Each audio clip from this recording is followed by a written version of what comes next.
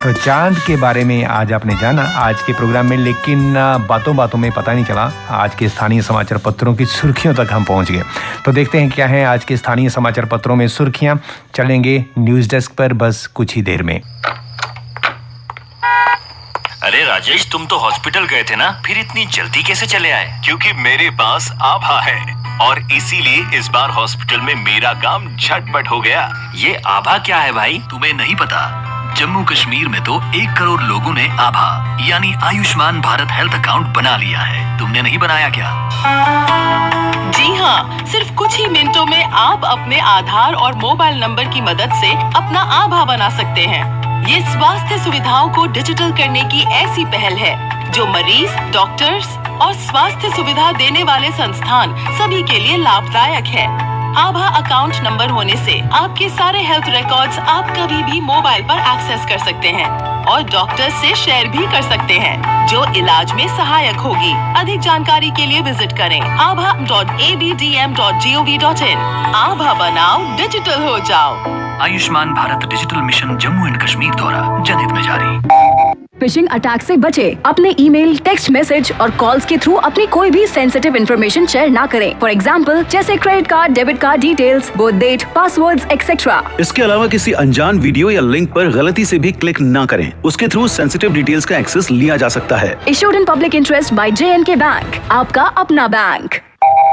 क्या आप जानते हैं कि J&K एड्स कंट्रोल सोसाइटी के integrated counselling and testing centres यानी ICTCs में कई मुफ्त सुविधाएं दी जाती हैं। अपना HIV स्टेटस जानने के लिए आप यहां टेस्टिंग करवा सकते हैं और आपकी रिपोर्ट के आधार पर कंप्लीट काउंसलिंग दी जाती है और ये सब बिल्कुल गुप्त रखा जाता है। ये सेंटर्स सभी डिस्ट्रिक्ट हॉस्पिटल्स में और जम्मू और कश्मीर के गवर्नमेंट मेडिकल कॉलेजेस में मौजूद हैं। HIV की अधिक गुप्त और मुफ्त जानकारी के लिए नेशनल टोल फ्री नंबर 1097 पर कॉल करें। Issued in public interest by J&K AIDS control society.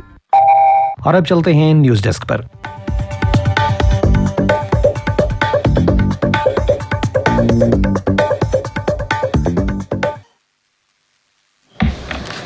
धन्यवाद संजीव।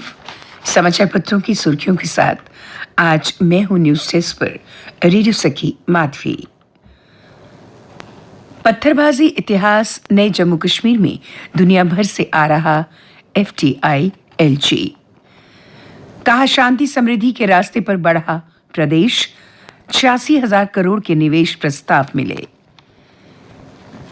उपराज्यपाल ने मंगलवार को नई दिल्ली में engineering export promotion council of India EEPC India के राष्ट्रीय निर्यात पुरस्कार समारोह में वित्तीय वर्ष 2019-2020 और 2020 और 2021 के लिए प्रतिष्ठित पुरस्कार पाने वालों को सम्मानित किया। मेक इन इंडिया को बढ़ावा देने और दुनिया भर में भारत की क्षमता स्थापित करने के लिए गतिशील उद्यमियों EEPC इंडिया के अथक प्रयास सराहनीय हैं। LG मनोज सिन्हा ने कहा कि मार्च 2024 से कश्मीर से कन्याकुमारी तक ट्रेन के माध्यम से लोग सफर कर सकेंगे। उन्होंने जम्मू कश्मीर से नई ट्रेन ज्ञानोदय एक्सप्रेस को रवाना किया है। कहा कि केंद्र के सहयोग से उनका प्रशासन प्रदेश में औद्योगिकरण को बढ़ावा देने के लिए तेजी से कदम उठा रहा है। सिन्हा ने उद्योग जगत के बड़े खिलाड़ियों से निवेश का आग्रह करते हुए कहा कि केंद्र शासित प्रदेश कई अन्य राज्यों की तुलना में बेहतर प्रोत्साहन और कारोबारी माहौल प्रदान कर रहा है। कश्मीर से कन्याकुमारी तक मार्च से दौड़ेगी ट्रेन। सेना ने टिटवाल में LOC पर फहराया 104 फुट ऊंचा तिरंगा। लोग बोले, हमारे लिए ऐतिहासिक दिन। 75 सालों में पहली बार ऐसा मौका आने और सेवा शारदा समिति की गुजारिश पर वैष्णव भोजनालय शुरू करने पर भी जताई खुशी। कहा, इसे देखने के लिए देश के कोने कोने से बड़ी संख्या में लोगों के पहुंचने की भी उम्मीद। नेशनल हेराल्ड केस में ईडी ने जब्त की 752 करोड़ की संपत्ति। सोनिया राहुल को झटका, मनी लॉन्ड्रिंग मामले में बड़ी कार्रवाई। दोनों की 76% हिस्सेदारी वाली कंपनी यंग इंडियन में हस्तांतरित हुए ये शेयर।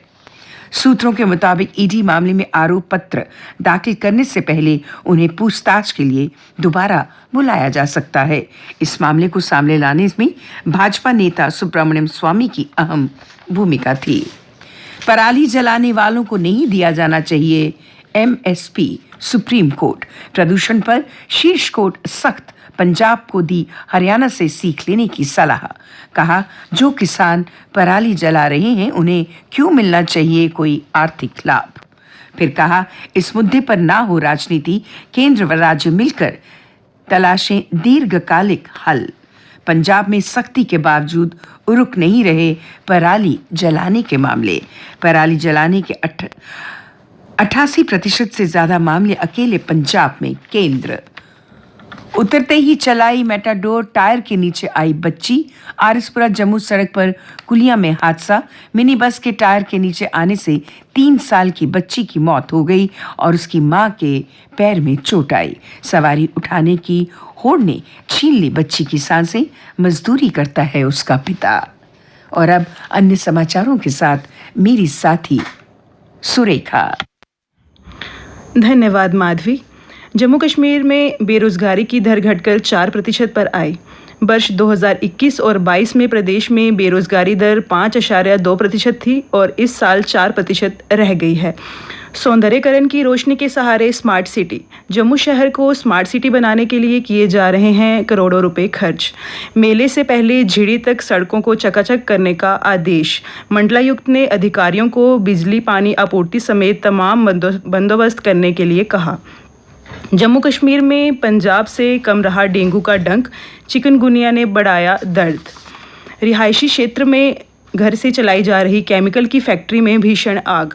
साथ में सटी एक दुकान भी जली। लाखों का सामान राख। हीरानगर सेक्टर में भारत पाकिस्तान अंतर्राष्ट्रीय सीमा पर गेहूं की फसल की बुआई शुरू। तारबंदी के पार 300 एकड़ भूमि में गेहूं की बुआई का लक्ष्य। और अब खेल समाचार। आईसीसी की बैठक में क्रिकेट के भविष्य पर आए बड़े फैसले। श्रीलंका बोर्ड को भी दिया बड़ा झटका। 60 सेकंड में नया ओवर शुरू करना होगा, नहीं तो लगेगी 5 रन की पेनल्टी। रोशिबिना देवी को वुशु विश्व चैंपियनशिप में रजत पदक। पंकज अडवाणी ने 26वीं बार विश्व बिलियर्ड्स चैंपियनशिप का खिताब जीता।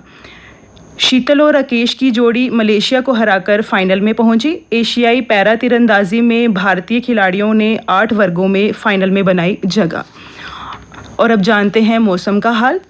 मौसम विज्ञान केंद्र के अनुसार आज दिन भर मौसम शुष्क रहने की संभावना है।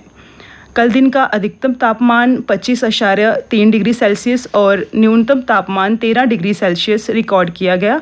आज सूर्यास्त 5:26 पर होगा और कल सूर्योदय 7:07 पर होगा।